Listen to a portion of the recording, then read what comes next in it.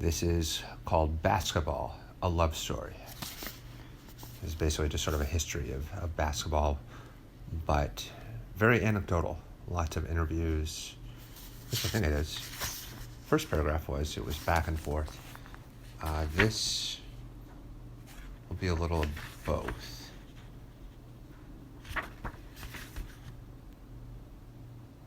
I think I tried reading some of this to you. Yeah, this didn't go very well. I'm going to give it a shot anyway, so bear with me. All right. Wilt's century mark, as in Wilt Chamberlain. There's some debate as to why only 4,124 fans showed up for the March 2nd, 1962 game between the Philadelphia Warriors and the New York Knicks. Perhaps it was because Hershey Sports Arena was adjacent to a candy factory where the aroma of chocolate was initially pleasing but eventually nauseating. Maybe it was general indifference to an NBA product that was not yet fantastic. The fans weren't the only ones who stayed away. Not one member of the New York press corps showed up either. All of them missed Wilt Chamberlain scoring 100 points, a historic feat without footage, because the game was not televised. It was Wilt's third season, and the night before the game, he was cavorting in New York City until the wee hours of the morning and nearly missed a train to Hershey. First-year Warriors coach Frank McGuire's strategy was to get the ball to Wilt early and often. He also counseled Chamberlain, who struggled to shoot free throws, to try them underhanded. Using that technique, Wilt went 28 for 32 from the line. Knicks starting center Phil Jordan was out with a quote-unquote sickness, although his teammates revealed later he was hungover. Philly jumped to a 19-3 lead, with Wilt scoring 13 points in the opening minutes. He showed no signs of slowing down at the half, having already racked up 41 points. Half of Wilt's shots were dunks because he was in terrific shape, said Warriors teammate Joe Rucklick. By the end of the third quarter, Wilt had 69, and announcer Dave Zinkoff began providing running point totals after each basket. As Chamberlain approached 100, the Knicks intentionally fouled other Warriors players to keep the ball from him. Philadelphia countered by fouling Knicks players to regain possession. With 2:12 to play, Wilt had 94 points. Rucklick, who was enjoying watching from the bench, heard McGuire bark his name moments later. "I take my sweats off and I'm absolutely cold," Rucklick said. "There's 2 minutes left and I don't have any business in this game." In 1955, Rucklick had been chosen to play in the North-South Cage Classic in Murray, Kentucky, but Wilt, the most hotly recruited player in the country, had not. Both rosters were composed of all-white players.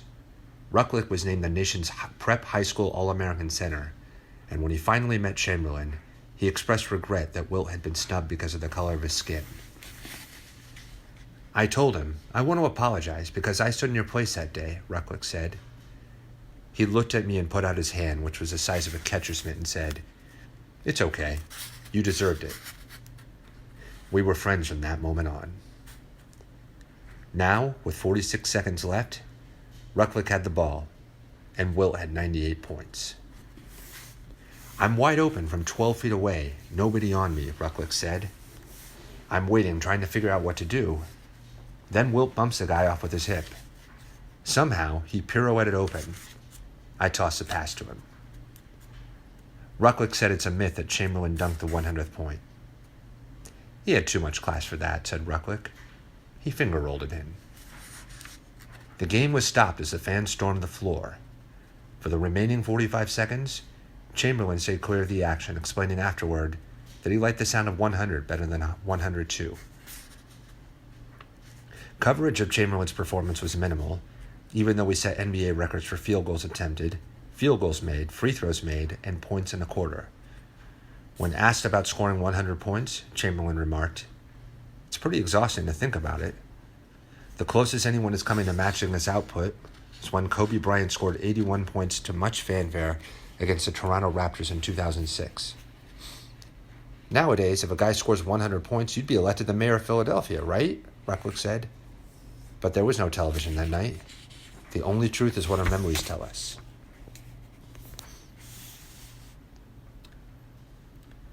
Wilt versus Russell. Friends, rivals, and champions. Wilton Norman Chamberlain was a basketball sensation, accumulating nicknames, Wilt the Stilt, the Big Dipper, Goliath, as deftly as he produced outrageous statistics. By the time he was a senior at Overbrook High School in Philadelphia, more than 200 colleges were vying for his services. Celtics coach Red Auerbach was so enamored with Wilt, he tried in vain to steer him to a New England school so that the Celtics would be able to select him as a territorial pick. Auerbach had to, quote-unquote, settle for one William Fenton Russell, whose early years of basketball were so awkward that he was nearly cut from his high school team and received only one scholarship from the University of San Francisco. Chamberlain's and Russell's divergent styles collided in the NBA, with Wilt establishing himself as the most dominant offensive force in the game and Russell revolutionizing the way the game was played on defense. Chamberlain averaged 30 points and 28 rebounds a game against Boston, but it was Russell's Celtics that won 7 of 8 playoff series, including 4 Game 7s, against Wilt during his career with the Philadelphia San Francisco Warriors, Philadelphia 76ers, and the Los Angeles Lakers. This ignited a hotly contested debate over the notion of the individual star versus a team player, an argument that rankled Chamberlain until his death in 1999.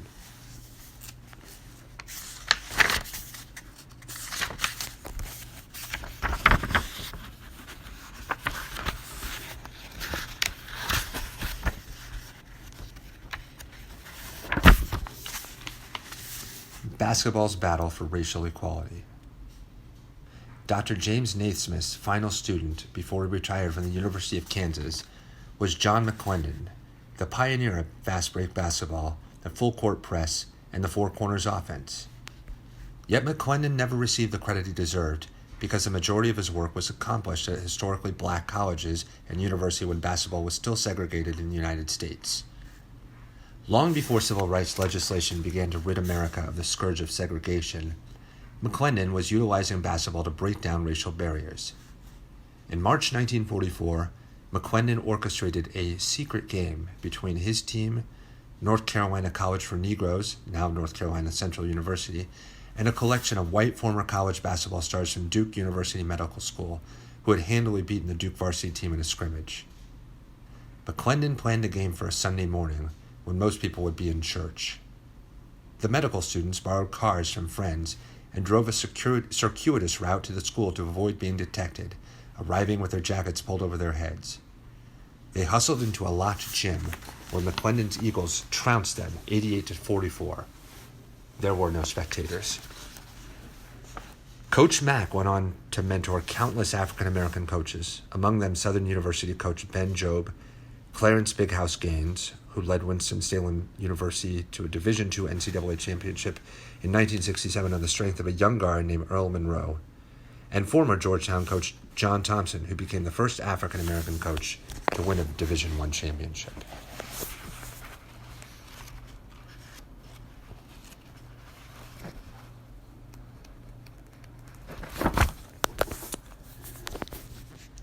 The Big O's quest for justice. Oscar Robertson wasn't daydreaming about a litany of first while growing up in a segregated housing project in Indianapolis. He was merely trying to get by. His family was so poor they couldn't afford to buy him a basketball, so he practiced by throwing rolled-up rags through the hoop. His career flowered under the watchful eye of Coach Ray Crow at Crispus Attucks High School, where in 1955, Robertson led the school's basketball team to a state championship, making it the first all-black high school in the country to achieve such a feat. Tradition called for the winning team to ride atop a fire engine to the city circle, where the players would be let off to celebrate with friends and family. When Crispus Attucks won, the fire truck took them 100 blocks outside the city. It was the biggest insult, Robertson said. The year before, when Milan won, the predominantly white crowd went down to the circle and stayed there for I don't know how many hours. They called our principal and told them they didn't want all the blacks in town because they were going to tear up something. For them to do that to young kids just because they're black, I will never forgive them for that. It was the beginning of a long and decorated career for Robertson, one lamentably permeated by racism. The next season, Crispus Attucks went undefeated, won another state title, and was again transported outside the city circle to celebrate. Robertson was crowned Indiana's Mr. Basketball. He committed to the University of Cincinnati and won the national scoring title all 3 of his college seasons.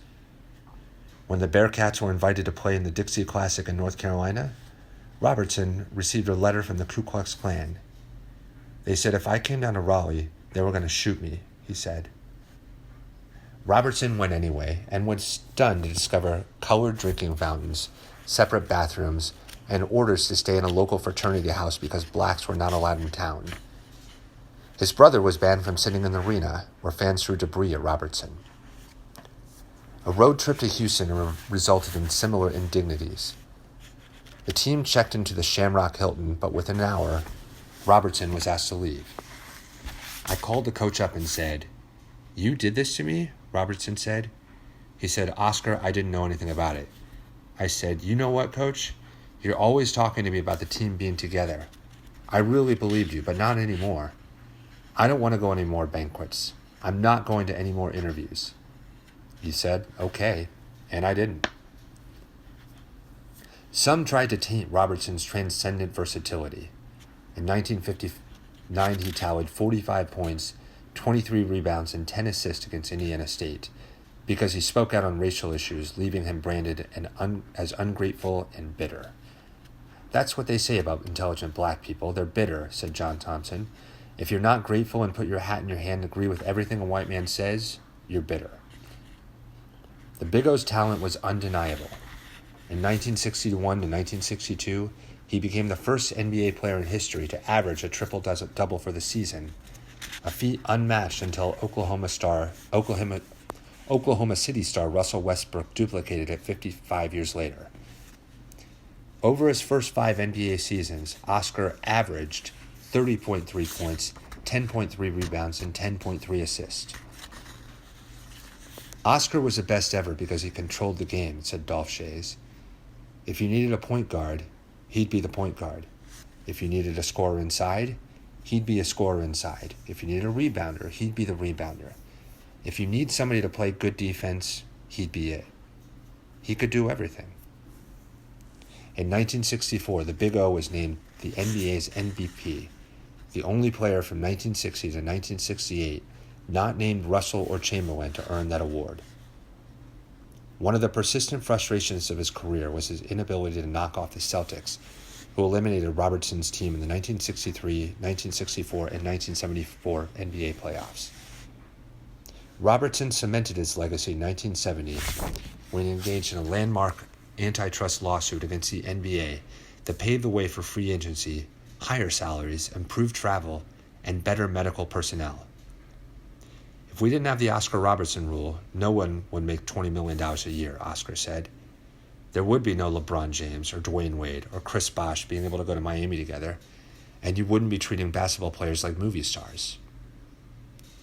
Robertson's lawsuit came with a price. When his career ended, no team would hire him as a coach or general manager. "I always felt that lawsuit was held against him," said Jerry West.